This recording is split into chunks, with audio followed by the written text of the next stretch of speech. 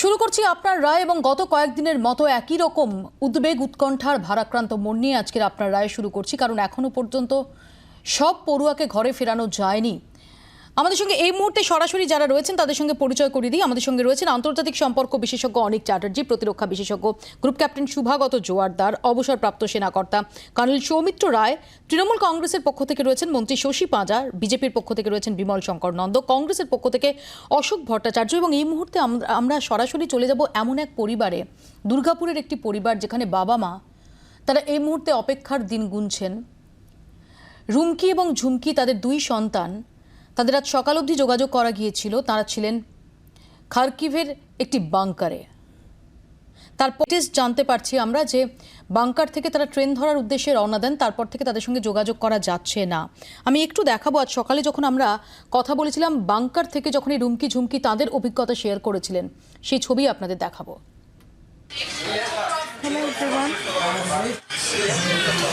Hello everyone. We are two sisters. We come here in Ukraine to study medicine, but unfortunately we got stuck because of that war, and now we're in basement, hostel basement, and firing, bombarding, everything is going on. We are in this basement. This basement is not a place to stay, and if we stay over there for a long time, obviously our health will degrade, and we do not know what will happen to us. So please help us to evacuate this place as soon as possible, and if we stay for a long time. Rumki এবং ঝুমকির বাবা মা আমাদের সঙ্গে সরাসরি রয়েছেন, ধীরেন গাঙ্গুলি এবং সুনন্দা গাঙ্গুলি। আমি সুনন্দা দেবীর কাছেই আসবো শুরুতে।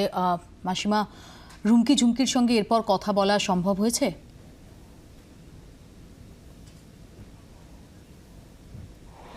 না, সকাল থেকে আর সম্ভব হয়নি। সকালে বললো যে মা আমরা খুব কষ্টের মধ্যে রয়েছি, জল খাবার কিছু পাইনি। তারপরে আমাদের কেউ রেস্কিউ করার কোনো ব্যবস্থাই করছে না, এখানে বোমবার্ডিং হচ্ছে, খুব যন্ত্রণার মধ্যে রয়েছি। আমি যে কী করব, আমি কিছু ভেবে পাচ্ছি না। আমার বাবা মা এমবিসিকে বলো বাবা, না বলছে এমবিসি বলছে কি যে তোমরা এতে আসো, আগে তোমরা এতে আসো তারপরে দেখছি। বর্ডার আসো, বর্ডারে যাবে 60 কিলোমিটার হেঁটেছে। বলছি আমি আর পারছি না বর্ডারে হাঁটতে, বর্ডারে হাঁটার মতো আমাদের ক্ষমতা নেই, এখানে দাঁড়ানে আমরা হাঁটতে পারি না, টল টল টল টল করছি। হ্যাঁ বাবু, বলো বাবু। হ্যাঁ বলো বাবা, এতে ফোন করেছে রুমকি। বাবা কোথায় আছো বাবা? হ্যাঁ বলো বাবা। ও ঠিক আছে, আমি একটু পরে ফোন করছি। আপনি প্লিজ কথা বলুন মাসিমা, প্লিজ কথা বলুন। বাবা বাবা রয়েছে, প্লিজ কথা বলুন। হ্যাঁ হ্যাঁ হ্যাঁ, দাও বন্ধ করতে বন্ধ বন্ধ করতে বন্ধ করতে। বলছি এখন দিতে হতো না, দিতে হবে, বন্ধ করুন, নিয়ে যান। হ্যাঁ বলুন দিদি, আমি পরে ফোনটা ধরছি, ওটা ফোনটা বন্ধ করুন। এটা কি রুমকি ঝুমকির ফোন? দিয়ে বাবা, হ্যাঁ উঠে যাও। হ্যাঁ অনেক সারাদিন ফোন পাইনি, এই ফোন করেছে, আপনারা এসছেন। কি বলছো, কত দূরে আছে? ফোনটা কেটে গেল। হ্যাঁ বলছি যে কিছু বলছে না, কেটে গেল, বলতে বলতে তো কেটে গেল।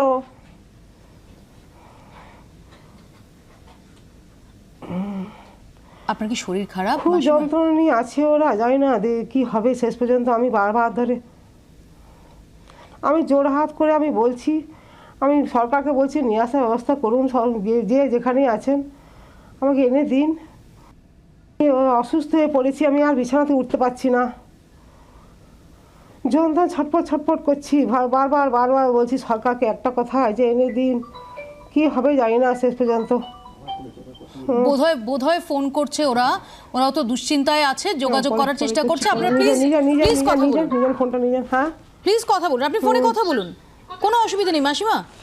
হ্যাঁ প্লিজ কথা বলুন আপনি ফোনে, আপনি একটু আশ্বস্ত হবেন, প্লিজ কথা বলুন। হ্যাঁ হ্যাঁ না, তুমি বাড়ি যাও তুমি বাড়ি যাও। খুব যন্ত্রণা হচ্ছে দিদি, আমার শরীর খুব অসুস্থ হয়ে পড়েছে, আমি উঠতেই পারছি না। আমি বুঝতে পারছি, বাড়ি যান, বাড়ি গিয়ে দেখুন। আমি বুঝতে পারছি, কিন্তু আপনাকেও তো একটু শক্ত হতে হবে, না হলে আপনার তো শরীর খারাপ করবে। আপনার শরীর খারাপ, আমরা দেখে যেটুকু বুঝতে পারছি যে আপনার শরীর খারাপ হয়ে গেছে। বাইরে যাও না, তুমি বাইরে নিয়ে যাও, ফোনটা বাইরে নিয়ে যে ফোনটা কেটে যাচ্ছে, বাইরে ফোনটা করো, এখানে বাইরে ঘরের ভিতরে ফোন থাকছে না। হ্যাঁ, ঘরের ভিতরে ফোনটা থাকছে না, বাইরে ছাদে করে করতে হয়। বাইরে নিয়ে যাও, একদম বাইরে নিয়ে যাও, একদম বাইরে নিয়ে যাও।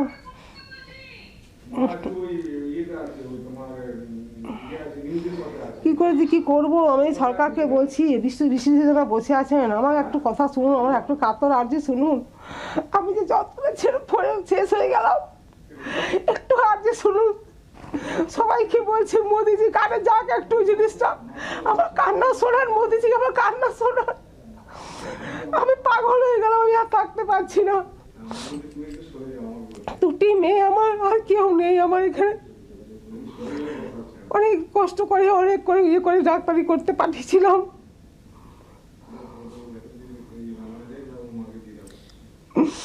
তা উল্টো পাল্টা পেপারে লিখছে, আর মাথা আরও খারাপ হয়ে যাচ্ছে।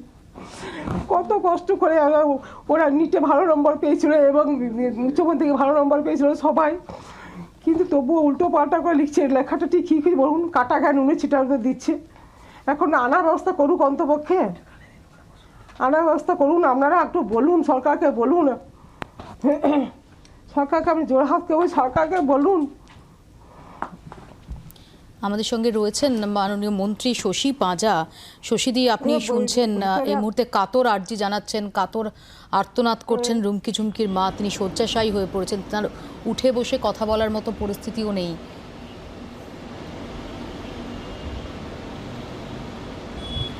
একেবারেই মানে সত্যি আমাদের কপালে সকলেরই ভাঁজ এই দুশ্চিন্তা। আমরাও মানে একেবারেই এর মধ্যে মানে চরম সহমর্মিতা রাখি। সত্যি সমস্ত রকম মানে মনে হচ্ছে নিজের মেয়েরাই রয়েছে, নিজের সন্তানরা রয়েছে নিশ্চয়ই। এবং রাজ্য সরকার পক্ষ থেকে, কন্ট্রোল রুম থেকে আরম্ভ করে, এই যে দেখুন অনেকগুলো অনেকেই স্টুডেন্টসরা যায় তো পড়াশোনা করতে, এই খবরটা তারা যখন রাজ্যেও কন্ট্রোল রুমে বলে এবং তারপরে আমাদের রাজ্যের পক্ষ থেকে, কেন্দ্র সরকার থেকে কথা, আপনারা তো দেখেছেন মমতা বন্দ্যোপাধ্যায় রাজ্যের মুখ্যমন্ত্রী আপ্রাণ চেষ্টা করছেন এবং প্রধানমন্ত্রীকেও চিঠি নিয়ে লিখেছেন, তারকে আরও উদ্যোগী হওয়ার কথা বলেছেন, তার চিঠির উত্তরে অপেক্ষায় রয়েছেন। আমরা সকলেই অপেক্ষায় রয়েছি প্রত্যেকটি ছেলে মেয়ে যারা পড়াশোনা করতে গেছেন যাতে তারা ফিরে আসুক, এবং রাজ্য সরকার যা করার সেটা অবশ্যই প্রথম দিন থেকেই সেটা করছে। এবং এটা মুখ্যমন্ত্রী তো কোথাও না কোথাও দুঃখ এবং আক্ষেপ তিনি বলেছেন তার বক্তব্যে, যে যখন দেখা যাচ্ছে যে পরিস্থিতি অবনতি ঘটছে, তাহলে অনেক আগে যদি কেন্দ্রীয় সরকার ব্যবস্থা করে এই অ্যাডভাইজারিগুলো দিয়ে তাদেরকে ফিরিয়ে নিয়ে আসার চেষ্টা যদি হতো, তাহলে সত্যি আজকে আমাদের সত্যি এই দৃশ্যগুলো খুব কষ্ট দিচ্ছে। বিমল শঙ্কর বাবু, সরকার সঙ্গেও সহযোগিতা করতে চাই, আমাদের কোনো এর মধ্যে। বিমল শঙ্কর বাবু, আপনি শুনছেন এক মা, তিনি কাতর আবেদন জানাচ্ছেন। তিনি বলছেন মোদিজির কাছে হাত জোর করে বলছি। শশীদি বলছেন যে আরো আগে থেকে যদি একটু উদ্যোগ নেওয়া যেত তাহলে হয়তো এই মুহূর্তে যে পরিস্থিতির মধ্যে দিয়ে যারা যাচ্ছেন। আজকের এই আলোচনাটা আমি চাইছি না যে কোনো রকম রাজনৈতিক বিতর্কে পর্যবসিত হোক। এখানে আমরা কেউই সেটা চাইছি না, একদম চাইছি না। যে পরিবারগুলোর মানুষজন এখনো ওখানে রয়েছে তাদের পরিবারের মানসিক অবস্থা আমরা সকলেই বুঝতে পারছি। কারণ পরিবারের মানুষ যদি একটা ওয়ার টর্ন এরিয়ায় থাকে, একটা যুদ্ধে ছিঁড়ে খুঁড়ে যাওয়া একটা দেশের মধ্যে থাকে, কেউই নিশ্চিত থাকতে পারে না। আমি যদি আমার কোনো আত্মীয়, আমার যদি সন্তান, আমার যদি ভাই ওখানে থাকতো, আমারও একই রকম অবস্থা হতো। সুতরাং এটা আমরা সকলেই বুঝতে পারছি। কিন্তু একটা বিষয় নিশ্চিত থাকা উচিত, ভারত সরকার যথোপযুক্ত পদক্ষেপ নিয়েছে এবং দুর্ভাগ্যজনকভাবে একজন ছাত্রের মৃত্যু ঘটে গেছে, কিন্তু তারপরেও আমি বলবো যে কেন্দ্রীয় সরকার শুধু উদ্যোগ নেয়নি, পার্শ্ববর্তী যে দেশগুলো রয়েছে হাঙ্গেরি এবং রোমানিয়া দিয়ে তাদের নিয়ে আসছে। কারণ এটা সম্ভব নয় যে কোনো দেশ মিলিটারি পাঠিয়ে ওখান থেকে তার লোককে তুলে আনবে, এটা হয় না। ইন্টারন্যাশনাল ল বলে একটা জিনিস আছে। ফলে কেন্দ্র কি করতে পারে, কেন্দ্র তার যে মানুষগুলো রয়েছে এই দেশের মানুষ, সেই মানুষগুলোকে সেফ জায়গায় আসতে বলতে পারে, সেখানে প্লেন পাঠাতে পারে এবং সেখান থেকে নিয়ে আসতে পারে। কেন্দ্রীয় সরকার ঠিক সেটাই করছে। অপারেশন গঙ্গা চালু করা হয়েছে এবং প্রত্যেক দিন একাধিক প্লেন যেখানে যুদ্ধ বিমান পাঠানো হচ্ছে এবং কমার্শিয়াল ফ্লাইটও পাঠানো হচ্ছে, সেটা করে মানুষকে নিয়ে আসা হচ্ছে। ফলে আমি কেন্দ্রীয় আসবো সরকারের বিমল ব্যাপারে শঙ্কর বাবু, আপনার যথেষ্ট কাছে আমি আরও একবার উদ্বিগ্ন। সুনন্দা দেবীর কাছে চলে যাব।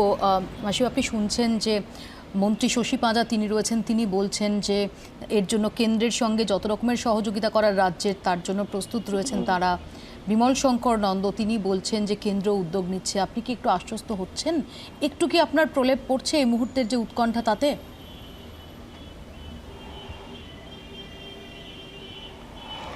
মেয়েরা বলছে মা কোনো কিছুই কেউ সাহায্যের জন্য আসছে না, আমরা কিছুই দেখতে পাচ্ছি না, ছটফট ছটফট 60 কিলোমিটার আমরা হেঁটে যাচ্ছি, জল নেই, খাবার নেই। কালকে দুজন সোলজার 2টো বিস্কুট দিয়েছিল, ওরা বলছে আমরাই খেতে পাচ্ছি না। তো আমরা এমবেসিকে ফোন করলাম যে আমাদেরকে নিয়ে যান, একটু রেস্কিউ করুন, 60 কিলোমিটার হেঁটেছি, আমি হাঁটতে পারছি না, না খাওয়া অবস্থায়। বলছে যে তোমরা আসো, তোমরা আগে বর্ডারে আসো। বর্ডারে যাবো কী করে? বোম বাস্টিং হচ্ছে, তারপরে প্রচণ্ড গুলি হচ্ছে, বর্ষণ যাবো কী করে? আর এতটা হাঁটা আমাদের সম্পর্কে শোনা, আর হাঁটতে পারছি না, 60 কিলোমিটার হেঁটে আমি আর হাঁটতে পারছি না। এবার যা হবে। তাই বলছি যাই কি আমি বলছি যে ওখান থেকে যদি বাসটা সেগুলো কিছু আনা যেতে যদি আনার ব্যবস্থা করতেন আমাদের প্রধানমন্ত্রী মহাশয়, তাহলে তো খুব ভালো হতো। আমার মেয়েরা বলছে মা তুমি হাতে পায়ে ধরো, এখন কোনো পাটিপুটি নয়, তুমি হাতে পায়ে সবাইকার ধরো, আমাদের যেন নিয়ে যায় কোনো করে। বলছি বাবা কোথায় আমি হাতে পায়ে ধরবো? আমি আলুওয়ালিজিকে ফোন করেছিলাম, উনি বললেন যে কোথায় আছে তোমার মেয়ের ফোন নামিয়ে দাও, কোথায় আছে আমি বুঝতে পারছি না। টিসেনিয়া না একটা কি জায়গা বললো, আমার মনে পড়ছে না ঠিক মতো, মাথার তো ঠিক নেই এখন আর। তো আমি বললাম যে স্যার আমি কিন্তু বুঝতে পারছি না, দেখুন এই জায়গাটা হতে পারে। উনি বললেন দেখছি আমি, এইটুকুই আর কি। হ্যাঁ, আমি বুঝতে আমি বারবার পারছি। তো ওনাকে ফোন করছি, কাতর আর্জি করছি, একটু দেখুন স্যার আমার মেয়েদেরকে। বারবার তো বলছি আপনাদের যদি কেউ হতো এইভাবে ভেবে একটু দেখুন। এই একটু আগে যে ফোন করেছিল কি কথা হলো একটু জানা যাবে? একটু জিজ্ঞেস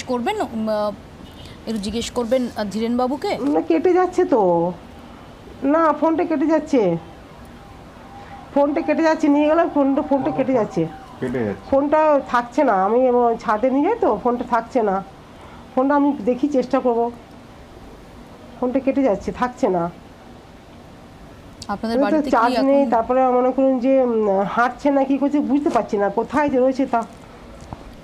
হ্যাঁ বলুন। হ্যাঁ, ধীরেনবাবু কি আমার কথা শুনতে পাচ্ছেন? বলুন ম্যাডাম বলুন। হ্যাঁ ও রয়েছে তো। হ্যাঁ, ধীরেনবাবু এখনো পর্যন্ত প্রশাসনের তরফ থেকে কোনো রকম যোগাযোগ করা গেছে কিনা, বা যখন কথা হলো তখন কিরকম বুঝলেন যে তারা কি কোথাও ট্রাভেল করছে? যখন ফোনটা করছিল, যে ফোনটা কেটে যাচ্ছিল, তখনও কি ওরা ট্রাভেল করছে নাকি কোথাও আশ্রয় নিয়েছে, কিছু আন্দাজ পাওয়া গেল?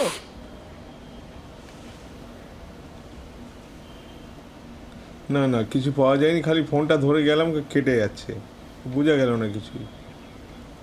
হ্যাঁ, আর আপনারা যখন ট্রাই করছেন, কল ব্যাক কিছু করার বুঝতে চেষ্টা পারিনি। করছেন, পাচ্ছেন না?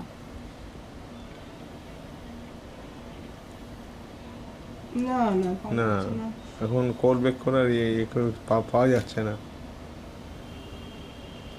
আমি তো দেখতে পাচ্ছি যে সুনন্দা দেবী ইতিমধ্যে শয্যাশায়ী হয়ে গেছেন, আপনাকে দেখেও বোঝা যাচ্ছে বিধ্বস্ত। মানে এই উৎকণ্ঠার প্রহর এটা কীভাবে কাটছে আপনাদের? মানে শুধু এটুকু বলার চেষ্টা করছি, হয়তো মুখেই বলছি যে আমরা সবাই এই মুহূর্তে ভীষণভাবে আপনাদের পাশে থাকার চেষ্টা করছি। আমাদেরও সত্যি হয়তো এই মুহূর্তে করার কিছু নেই, কিন্তু আপনাদের এই মুহূর্তের যে অসহায়তা, যে উৎকণ্ঠা, সেটার আমরাও শরিক, এটুকু শুধু বলার চেষ্টা করছি।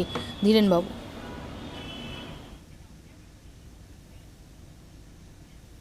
হ্যাঁ সেটা ঠিকই আছে, কিন্তু এখন ব্যাপারটা হচ্ছে দেখুন সন্তান তো, শুধু আমার সন্তান নয়, যারা যারা পড়তে গেছে প্রত্যেক মা বাবার সন্তান। তাই শুধু আমার সন্তান সাথে সাথে যারা পড়তে গেছে তাদের কথা ভেবে উৎকণ্ঠা বেদনায় বুক ফেটে যাচ্ছে। এই বুক ফাটা বেদনা নিয়ে বলছি যত তাড়াতাড়ি মেয়েদের এখানে আনা যায়, চাই প্রত্যেক আমরা বলছি যে আমাদের ভারতবর্ষে যে পর্যবেক্ষণ মন্ত্রী রয়েছেন, আরও যে রাজ্যের যারা মন্ত্রী মহলে রয়েছেন তাদের প্রত্যেকের কাছে আবেদন করছি যে যত তাড়াতাড়ি আমাদের সন্তানদের বাড়ি ফেরা যায় চেষ্টা আপনারাও করছেন, কিন্তু উৎকণ্ঠা ফিরে গেলে আমাদের হয়তো উৎকণ্ঠা কিছুটা কাটবে, এইটুকু। আর না আসা পর্যন্ত তো আমাদের উৎকণ্ঠা বেড়ে যাচ্ছে। আপনাদের খাওয়া ঘুম এসব হচ্ছে? দেখে তো মনে হচ্ছে না। তা খাওয়া যায় বলুন সে তো যায় না। না কী করে হবে? আমরা যদি ধরুন কোনো সন্তান যদি রাত্রের বাড়ি না ফিরে তা মা বাবার কী অবস্থা হয়? আর যেখানে বোম পড়েই যাচ্ছে বৃষ্টির মতো অনবরত, এবং সেই বৃষ্টির ফলে তারপরে রাস্তায় গিয়ে মেয়েরা ঘুরছে এই শীতের দিনে ঠান্ডায় বৃষ্টিতে, কোথায় কী হচ্ছে? তাহলে কি আর খাওয়া দাওয়ার কথা চিন্তা করা যায়? মাসিমা, আপনার কি শরীর খারাপ লাগছে? আমি যদি তাই হয় তাহলে আমি বলবো আপনাদের এই মুহূর্তে অব্যাহতি দিয়ে দেওয়ার চেষ্টা করব। হ্যাঁ, শরীর খারাপ, উঠতে পারছি না। হ্যাঁ, অবশ্যই শরীর খারাপ লাগছে। হ্যাঁ, শরীর খারাপ খুব লাগছে, আমি উঠতেই পারছি না বিছানা থেকে। আর সকাল থেকে উঠতে পারছি না, বিছানা নিয়ে নিয়েছি। আপনি কথা বলতে পারবেন এখন? যদি না পারেন আমি বিরক্ত করব না। কথা বলছি, শুয়ে শুয়ে সব আসছে। আচ্ছা, আমি আসবো আসছে, আপনার সবাই কাছে। শুয়ে শুয়ে কথা বলছি, দেখতে আসছে অনেক। আমি আসবো আপনার কাছে, আপনি থাকুন আমার সঙ্গে। আমি আবারও ফিরবো। আমি দেখাবো এর মধ্যে যে কি পরিস্থিতি। আলোচনা চললেও সংঘাত থামছে না। যুদ্ধের ৮ম দিনে ইউক্রেনের খোরসান শহর দখল করল রুশ সেনা। শেষ পর্যন্ত যুদ্ধ চালিয়ে যাওয়ার হুঁশিয়ারি দিয়েছেন রুশ বিদেশমন্ত্রী। আর ইউক্রেনের প্রেসিডেন্ট জেলেনস্কির দাবি, যুদ্ধের ফলে যা ক্ষয়ক্ষতি হচ্ছে তা মেরামতির বিল মেটাতে হবে মস্কোকেই।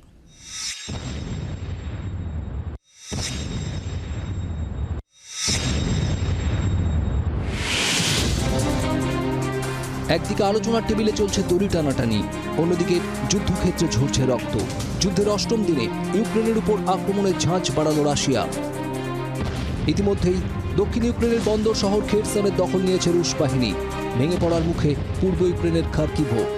কৃষ্ণসাগরের উপকূলবর্তী শহর ওডেসা ও মারিউপোল দখলের জন্য ঝাঁপিয়েছে রুশ সেনা। রাজধানী কিয়েভ ঘিরে ফেলে আক্রমণ চালাচ্ছে পুতিন বাহিনী। গত ২৪শে ফেব্রুয়ারি রুশ প্রেসিডেন্ট ভ্লাদিমির পুতিন ইউক্রেনের বিরুদ্ধে সেনা অভিযানের ডাক দেন। সঙ্গে সঙ্গেই আকাশপথে বিমান হানার পাশাপাশি দূরপাল্লার ক্রুজ মিসাইল দিয়ে হামলা চালায় মস্কো। এরপর বেলারুশ, ডনবাস ও ক্রিমিয়া দিয়ে পিলপিল করে ঢুকে পড়ে রুশ সেনা। ইউক্রেনের রাস্তায় দাপিয়ে বেড়ায় রুশ ট্যাঙ্ক। এরই মধ্যে রাশিয়ার বিদেশমন্ত্রী সের্গেই লাভরভের হুঁশিয়ারি, রাশিয়া শেষ পর্যন্ত ইউক্রেন যুদ্ধ চালিয়ে যাবে। পরপর গোলাবর্ষণ, কিয়েভ খার্কিভে স্ট্রিট ফাইট। দেশ রক্ষায় সেনার পাশাপাশি অস্ত্র হাতে নেমে পড়েছেন ইউক্রেনের সাধারণ মানুষও।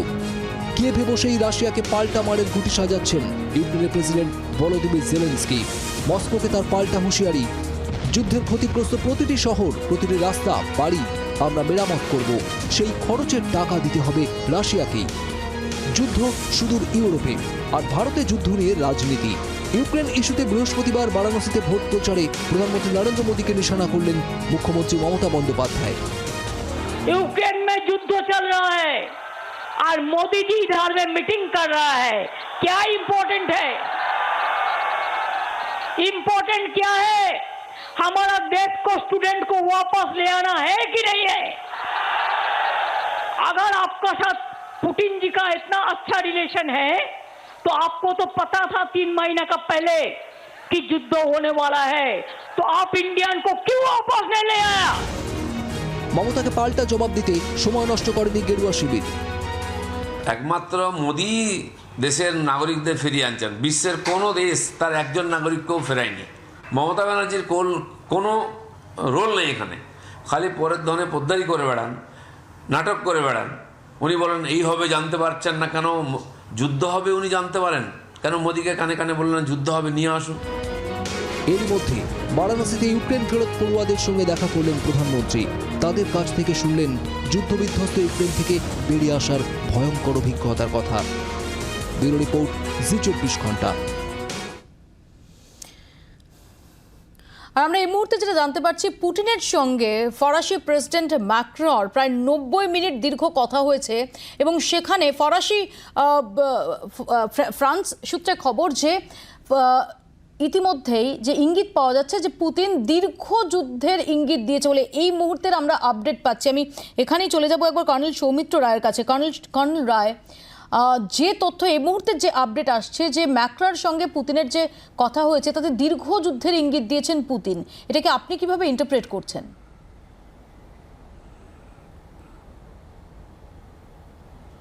হ্যাঁ, প্রথম কথা হচ্ছে যুদ্ধ দীর্ঘস্থায়ী হবে এটা কিন্তু প্রথম থেকেই বোঝা যাচ্ছিল।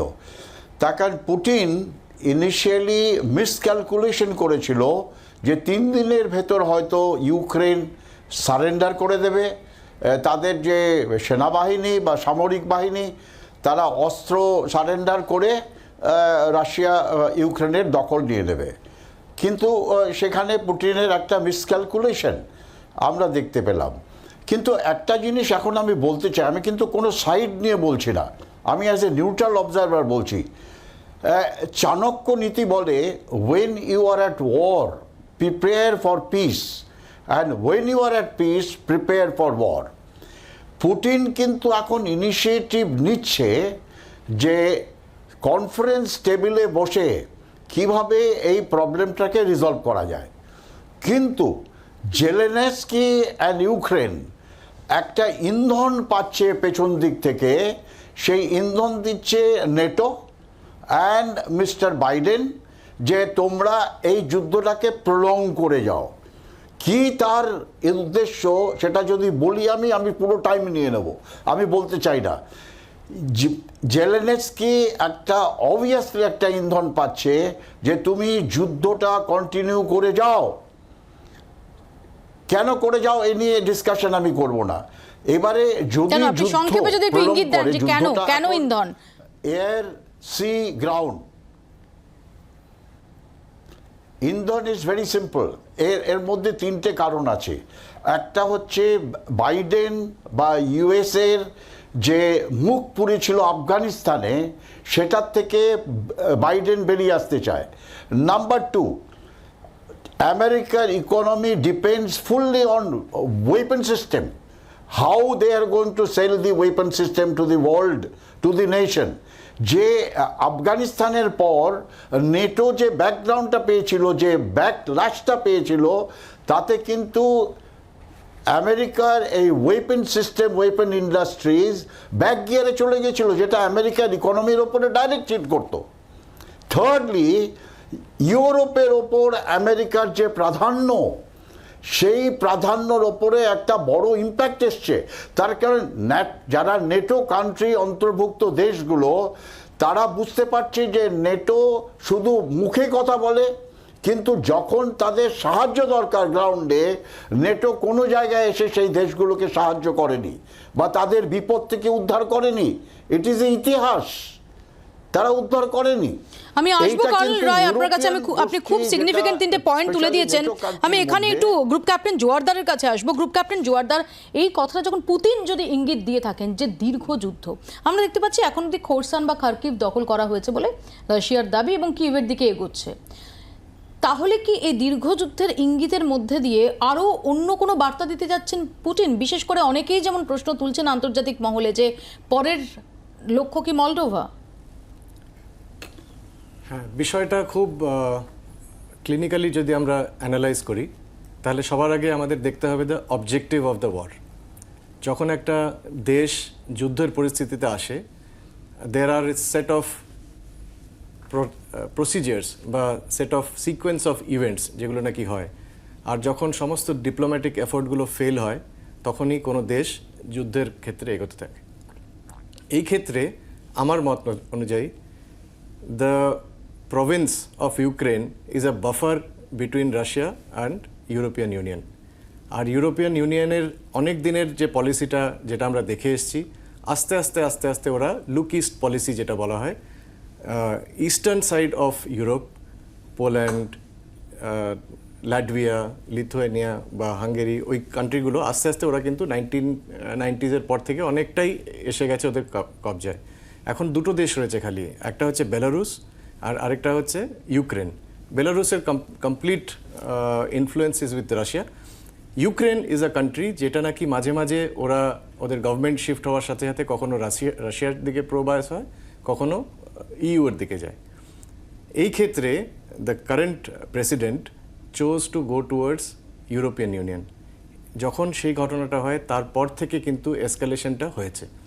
সো আমরা যদি দেখি আলটিমেটলি প্রবলেমের source of the problem or the heart of the problem is Russia's মানে ওনাদের বিরোধ কি ইউক্রেন ইউ এর সাথে মিশে যায়। তো সেটা যদি প্রাইম অবজেক্টিভ হয়, সেই জিনিসটাকে নিয়ে যখন বিতর্কটা চলছে, মানুষ কি চাইছে? ইউক্রেনের মানুষ ইজ ডিভাইডেড। ইউক্রেনে এমন অনেক লোকেরা আছেন যারা নাকি প্রো রাশিয়া, তাদের কতগুলো প্রভিন্স আছে, সেখানে আমরা জানি অলরেডি রাশিয়ান ইনফ্লুয়েন্স আছে, কিন্তু a lot of European or Ukrainian public ওরা কিন্তু চায় যে তারা ইউ এর সাথে যায়। সেই জন্যে গ্রাসরুট লেভেলে আমি সেদিন যেরকম বলছিলাম যে মানুষ এখন কিন্তু চাইছে যে ওরাও রাশিয়াকে অপোজ করুক। That is the probably the main reason যেই জন্যে রাশিয়া দ্য ইউক্রেন এখন ভালো রেজিস্ট্যান্স দিচ্ছে, স্টিফ রেজিস্ট্যান্স দিচ্ছে, যেটা যেরকম কর্নেল রায় বলছিলেন যে ওটা হয়তো পুতিন এক্সপেক্ট করেনি। আমি এই প্রসঙ্গে ফিরবো আলোচনা। এবং ইতিমধ্যেই আমরা যেটা দেখতে পাচ্ছি যে আজ মমতা বন্দ্যোপাধ্যায় তিনি আঙুল তুলছেন প্রধানমন্ত্রী নরেন্দ্র মোদীর দিকে। এর আগে অধীর রঞ্জন চৌধুরী তিনি প্রশ্ন তুলেছেন, রাহুল গান্ধী তিনি টুইট করেছেন। ছোট্ট একটা বিরতির পরে এ প্রসঙ্গেও আলোচনায় ফিরবো, দেখতে থাকুন আপনার রায়। ফিরে এলাম বিরতির পর। আমাদের সঙ্গে এই মুহূর্তে সরাসরি রয়েছেন দুবাই থেকে সমাজকর্মী গিরিশ পন্ত, যাকে বলা হয় বজরঙ্গি ভাইজান অফ দুবাই, এবং যিনি এই ইভ্যাকুয়েশন সেটা নিজের ইনিशिएटिव নিয়ে অনেককেই ইভ্যাকুয়েট করাচ্ছেন। गिरीश जी 24 घंटा में आपको स्वागत है। गिरीश जी, कैसे इवैक्यूएशन चल रहा है? आप भी पर्सनल इनिशिएटिव जो लिया है इवैक्यूएशन के बारे में, कैसे चल रहा है? कितने सारे स्टूडेंट अभी भी स्ट्रैंडेड है वहाँ पे? कितने सारे स्टूडेंट्स आपसे मदद मांग रहा है? आप अगर हमें बताइए तो। देखिए, अभी भी जैसा कि न्यूज में है कि 17,000 से ज्यादा भारतीयों को वहां से निकाल के दूसरी जगह भेज दिया गया है। अभी भी जो भी स्टूडेंट वहां पे छात्र हैं उनका इवैक्यूएशन की प्रक्रिया जारी है, जहां से हमारे प्रधानमंत्री जी ने अपने 4 मंत्रियों को वहां भेजा हुआ है और लगातार अभी जनरल वीके सिंह लेके गए हैं कुछ स्टूडेंट को, अपने ज्योतिराज सिंधिया जी गए हैं, डॉक्टर हरदीप पुरी जी गए हैं और किरण रिजिजू जी गए हैं। तो प्रक्रिया कंटिन्यू चल रही है और ये मुझे लगता है कि भारत सरकार इसके लिए पूरी तरह से सशक्त है तमाम भारतीयों को वहां से निकालने के लिए। और अभी भी जो छात्र हैं वो रोमानिया बॉर्डर पे हैं, पोलैंड बॉर्डर पे हैं और जो भी हंगरी बॉर्डर पे हैं, तो तमाम भारतीय छात्रों को निकाला जाएगा। ये आपके चैनल के माध्यम से मैं कहना चाहता हूं, हम सभी छात्रों को थोड़ा धैर्य रखें और उनके माता पिता को भी, कि माननीय प्रधानमंत्री जी सक्षम है हमारे सभी भारतीयों को वहां से निकालने के लिए। जी, लेकिन जिन लोगों का जो यहाँ पर बहुत सारे पेरेंट्स हैं जो अभी भी बहुत बहुत वॉरिड है। अभी आप जुड़ने के पहले हम एक ऐसे ही पेरेंट्स के साथ बात कर रही थी जो अभी बेड रिडन है, इतना वॉरिड है क्योंकि उसका जो 2 बच्चे, वो 2 लड़की अभी वो बंकर में था, अंडरग्राउंड बंकर में थी और अभी भी वो वापस नहीं आ पाया, बॉर्डर तक वापस नहीं आ पाया क्योंकि 60 किलोमीटर्स दे आर वॉकिंग। जी बिल्कुल, बीच में कुछ स्थिति इस तरह से हुई है कि कई सारे भारतीयों को वहां से वॉक करके जाना पड़ा क्योंकि बहुत लंबी गाड़ियों की, बसों की कतार लग गई, जिसकी वजह से कि कई छात्रों और भारतीयों को या वर्कर्स को वहां से पैदल जाके बॉर्डर तक जाना पड़ा। लेकिन मैं ये समझता हूं कि 2, 4, 10 किलोमीटर से बेहतर है कि जिंदगी बची रहे, 10 किलोमीटर क्या 12 किलोमीटर चलना पड़े, लेकिन जिंदगी बहुत जरूरी है, बहुत कीमती है। इसके लिए वो सभी नियमों का पालन किया जाए, जो भी हमारी भारत सरकार ने और मिनिस्ट्री ऑफ एक्सटर्नल अफेयर की जो गाइडलाइंस हैं और जो भी हमारी एम्बेसी के दूतावास के जो हमारे कर्मचारी हैं, जो हमारे ऑफिसर्स हैं, वो जिस तरह की गाइडलाइंस दे रहे हैं, मैं समझता हूं कि वो अपने पूरी तरह से पूरी मेहनत कर रहे हैं। पिछले 8 दिन हो गए हैं जिस तरह से उन्होंने भारतीयों को जिस हालात में निकाला है। मैं कहता हूं भारत सरकार में ऐसा सशक्त प्रधानमंत्री शायद पहली बार आया। जी, आप हमारे साथ बने रहिए। আমাদের সাথে রয়েছেন অশোক ভট্টাচার্য। অশোকবাবু, আমরা ইতিমধ্যে দেখেছি অধীর রঞ্জন চৌধুরী তিনি প্রশ্ন তুলে দিয়েছেন প্রধানমন্ত্রীর উদ্দেশ্যে রাহুল গান্ধী তিনি কয়েকদিন আগে তার বক্তব্য আমরা দেখেছি। মমতা বন্দ্যোপাধ্যায় আজকে তিনি সরাসরি নিশানা করেছেন মমতা বন্দ্যোপাধ্যায়কে, কিন্তু যেমন এই গিরিশ পান্ত বলছেন যে ইভ্যাকুয়েশন চলছে, একটা সময় লাগছে, ডেফিনেটলি ওখানে একটা ওয়ার জোন, একটা যুদ্ধকালীন পরিস্থিতি, সেখানে কিছু অন্তরায় থাকছে, কিন্তু সরকারের তরফ থেকে যে প্রচেষ্টা তাতে কোনো ঘামতি নেই, তাতে কোনো ঘাটতি নেই।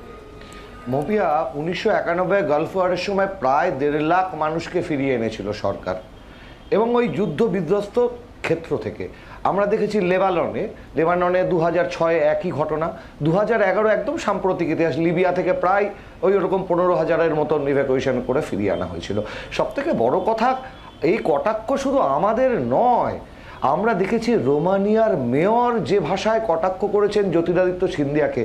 একদল ছাত্রছাত্রী তারা এসে সীমান্ত পার হয়ে রোমানিয়ায় চলে আসলো, তারপর আমি তাদের ফুলমালা দিয়ে বরণ করছি। এটা কি নির্লজ্জ রাজনীতি! ভলগা থেকে গঙ্গা আমরা পড়েছি রাহুল সংকীর্তায়নের, কিন্তু ইউক্রেন থেকে অপারেশন গঙ্গা ইউপি ভোটের দিকে লক্ষ্য রেখে আমরা বারবার বলছি সর্বদলীয় বৈঠক ডাকুন, সেদিকে কোনো কর্ণপাত করার কোনো রকম এদের ইচ্ছা নেই। সবথেকে বড় কথা, আমি আরেকটা জিনিস এখানে ভাবছিলাম, এই যে জ্যোতিরাদিত্য সিন্ধিয়াদের রোমানিয়ার মেয়র বলছেন আমরা এদের খাবার দিয়েছি, আমরা থাকতে দিয়েছি, তোমরা এখন রাজনীতি করতে আসছো, ভারতীয় হিসাবে আমাদের লজ্জায় একদম মাথা নত হয়ে যাচ্ছে। না মপি, আরেকটা কথা আমি এখানে শুধু একটু কথা বলতে চাই।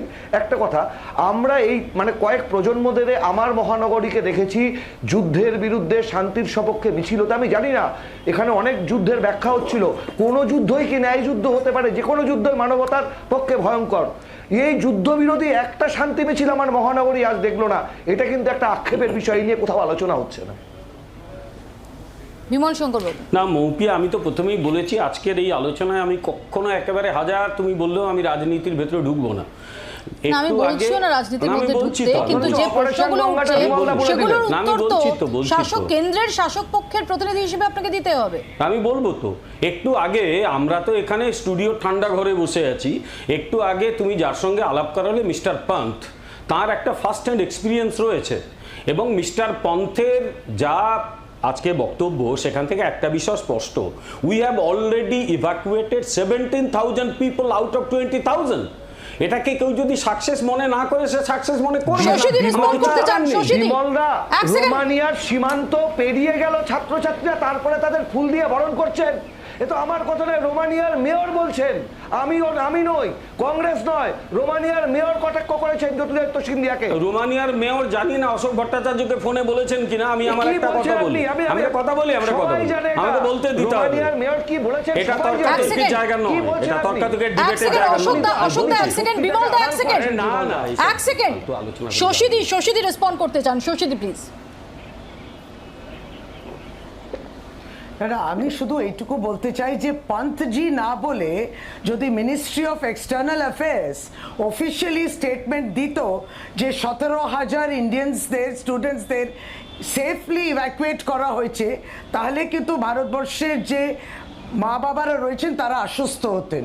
মুশকিল কি হচ্ছে, আমরা আজকে রুমকি ঝুমকির ফোনটা কি কাকতালিয়া বলুন, আপনি আলোচনার মধ্যে তাদেরকে পেলেন, আজকে তাদের ব্যাটারি ডিসচার্জ হয়ে যাচ্ছে, তাদের চার্জ নেই, খাবার নেই, নিরাপদ আশ্রয় নেই, এবং সেই জায়গায় এখানে রাজনীতি করা হচ্ছে। আমরা এটুকুই বলবো যে আপনি দেখবেন একটা টুইটার হ্যান্ডেল আছে, ইন্ডিয়া ইন ইউক্রেন, তাতে আপনি মিনিস্ট্রি অফ এক্সটার্নাল অ্যাফেয়ার্স যখন তার অ্যাডভাইজারিগুলো দেয়, সে অ্যাডভাইজারিগুলো আরম্ভ হয়েছে 15 ফেব্রুয়ারি 2022-এ।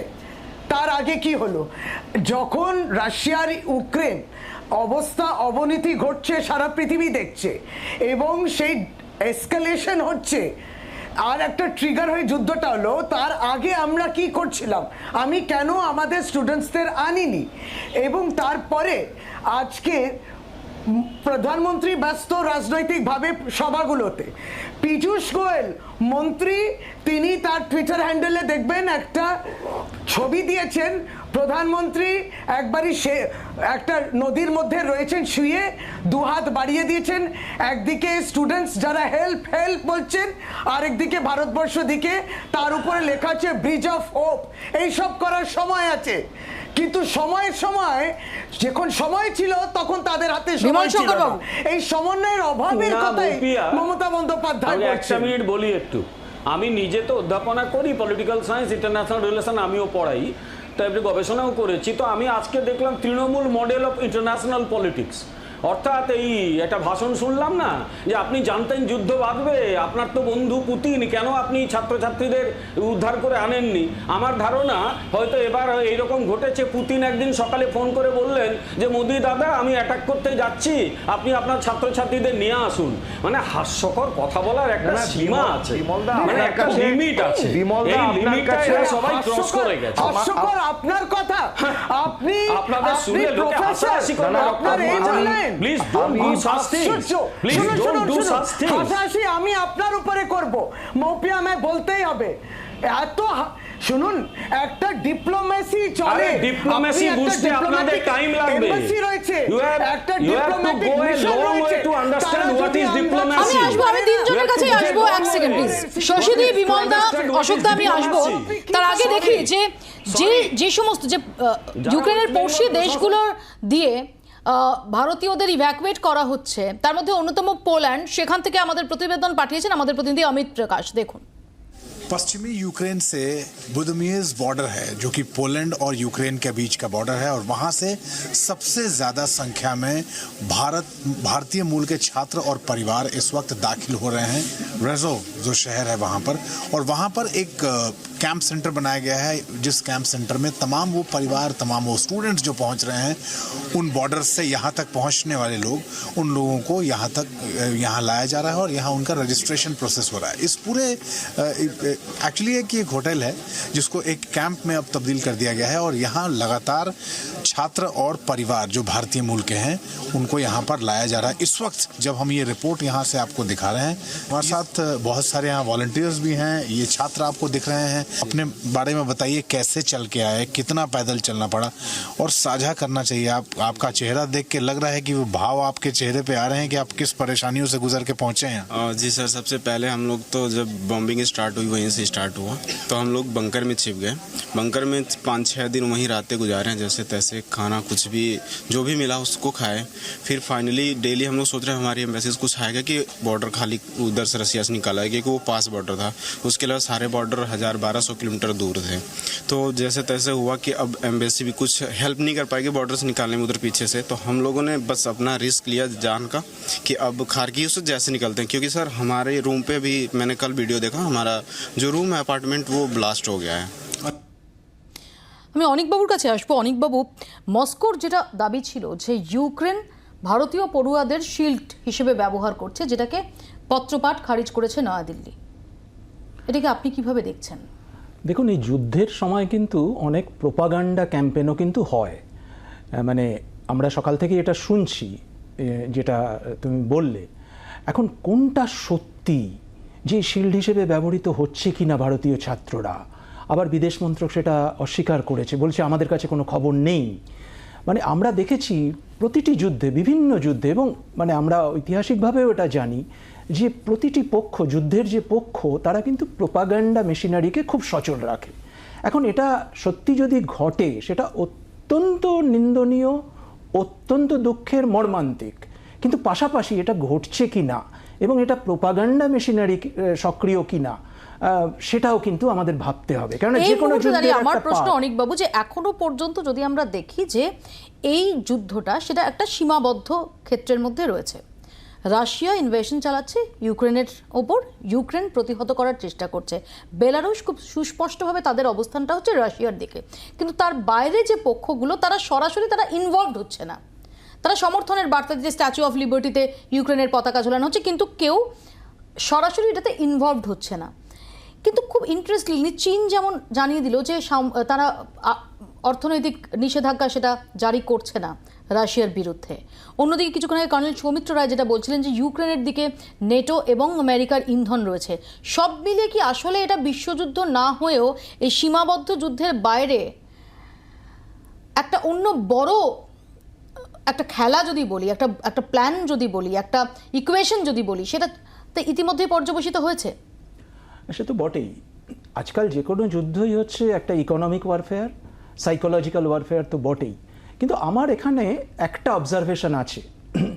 অনেকেই বলছেন যে যুদ্ধ খুব লম্বা হবে, দীর্ঘ যুদ্ধ হবে, কিন্তু আমার যেটা মনে হয় যে একটা দীর্ঘ যুদ্ধ টানার মতো ইকোনমিক অবস্থা আমেরিকা বা রাশিয়া বা নেটো, এমনকি ইউরোপিয়ান ইউনিয়ন যারা অর্থনৈতিকভাবে ভীষণ শক্তিশালী, ইউরোপিয়ান ইউনিয়নকে আমরা বলি an economic giant, politically lilliput, যে ভীষণ শক্তিশালী, সেও পারবে কিনা। কারণ আমাদের মনে রাখতে হবে কোভিড-19 পরবর্তী সময়ে আমেরিকার অর্থনীতি, রাশিয়ার অর্থনীতি ভীষণভাবে ধাক্কা খেয়েছে। রাশিয়ার অর্থনীতি তো এই মুহূর্তে প্রচণ্ড খারাপ অবস্থায় আছে, রুবেল একেবারে তলানিতে গিয়ে ঠেকেছে।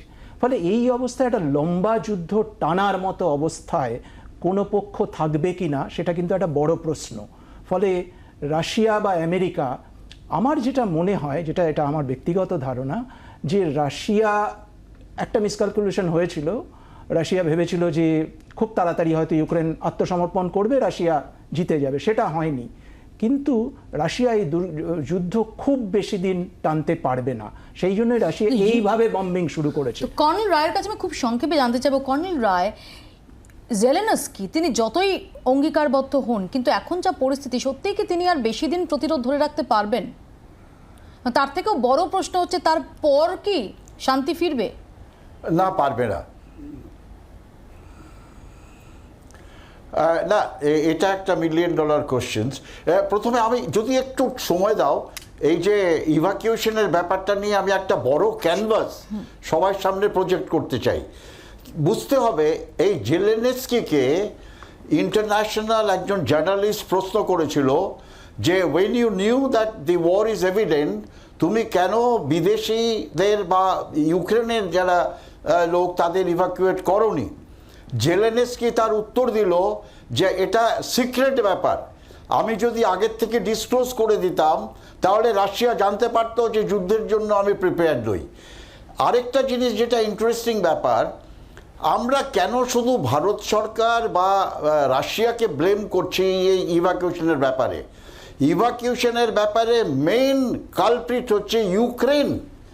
ইউক্রেনের যত ইউনিভার্সিটি, যত স্কুল, কলেজ, বিজনেস এস্টাবলিশমেন্ট, যেখানে এই ভারতীয়রা ছাত্রছাত্রী নাগরিকরা কাজ করছে, ইউক্রেন জানতো যে এই ধরনের একটা যুদ্ধ অবশ্যম্ভাবী।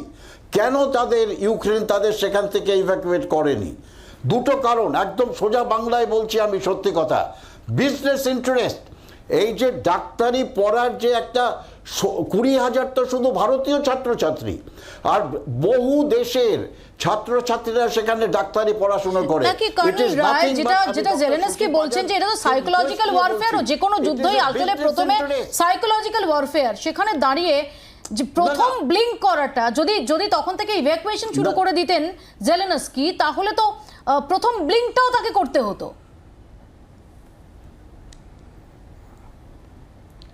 তা আমাদের যে ছাত্রছাত্রী বা বিদেশের ছাত্রছাত্রী যারা পড়াশুনো করছে, তাদের একটা ফেজড ওয়েতে they should have evacuated from there. খুব সংক্ষেপে আমি একটু গ্রুপ ক্যাপ্টেন জোয়ারদার ইভাকুয়েশন নিয়ে কিছু বলতে চান, খুব সংক্ষেপে নেব, আমাকে একটা ব্রেক নিতেই হবে।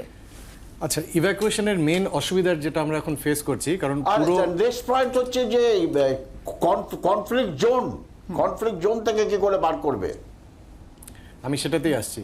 দ্য কনফ্লিক্ট জোন, আমাদের যে Ukraine is a huge landmass, আর তার উপরে কিন্তু এখন পুরো নো ফ্লাই জোন। ইউক্রেনের নর্থ, ইস্ট আর ওয়েস্ট আর সাউথ, তিনটে দিক থেকে কিন্তু রাশিয়ার পুরো কন্ট্রোল। একটাই ওপেনিং আছে যেখান থেকে স্টুডেন্টরা সব বেরিয়ে আসছে, that is from the West. And সেই ওয়েস্টে কিন্তু অনেকটা ডিস্টেন্স ট্রাভেল করে আসতে হয় তাদেরকে নিয়ারেস্ট পোস্টে আসার জন্য। আমি আপনার সাথে আগে শেয়ার করেছিলাম যে মিনিস্ট্রি অফ এক্সটার্নাল অ্যাফেয়ার্সের কতগুলো হেল্পলাইন নাম্বার আছে, তারা কিন্তু রেগুলারলি মনিটর করছে। যেই সব স্টুডেন্টরা আটকে রয়েছে তাদের প্রতি আমাদের সমস্ত সহানুভূতি আছে। আমরা খুবই মর্মান্তিক সিচুয়েশন এখন, কিন্তু আমার সেটা রিকোয়েস্ট থাকবে যে যারাই ট্রাভেল করছেন, যেখানেই মুভমেন্ট করছেন, তারা যেন নিজেদের এম্বাসিকে অলওয়েজ তাদের ইনফরমেশনটা দিতে থাকেন, কারণ effort is on and huge effort is on, both সামরিক এবং অসামরিক দু সাইড থেকে। আমাদের সময় একদম শেষ, আমাদের একটা ছোট্ট বিরতি নিতেই হবে। বিরতির পর এই সম্পর্কে আপনাদের কি মতামত দেখাবো, দেখতে থাকুন আপনার রায়।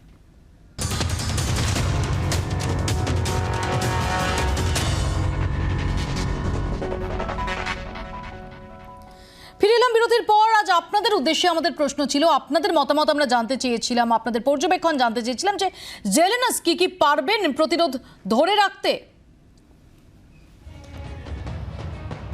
38% বলছেন পারবে, 62% মনে করেন যে না, জেলেনস্কি প্রতিরোধ ধরে রাখতে পারবেন না। নেটোর কাছ থেকে সামরিক সাহায্য না পেলে রাশিয়ার বিরুদ্ধে প্রতিরোধ ধরে রাখতে পারবেন না জেলেনস্কি, বলছেন অমিয় চট্টোপাধ্যায়। কখনোই পারবে না, কিন্তু রাশিয়াকে বিশ্বের দরবারে অপরাধীর কাঠগড়ায় দাঁড় করিয়েছে ইউক্রেন, করবী গোস্বামী। ইউক্রেন যদি সুকৌশল অবলম্বন করতে পারে তবে প্রতিরোধ ধরে রাখতে পারবে, বলছেন কল্পতরু ঘোষ।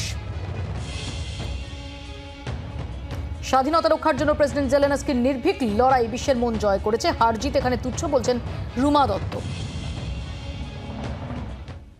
আমরা চিন্তিত রূপমকে নিয়ে, আমরা চিন্তিত রুমকি ঝুমকিকে নিয়ে, আমরা চিন্তিত তাদের পরিবার পরিজনকে নিয়ে। আমরা আশা করছি যে তারা যত দ্রুত সম্ভব অক্ষত অবস্থায় তাদের ঘরে ফিরতে পারবেন, এবং আমরা আশা করব যে অতি দ্রুত এই সংঘাতে জবনিকা পড়ুক। আপাতত আপনারা এখানেই শেষ করছি, দেখতে থাকুন জি24 ঘন্টা।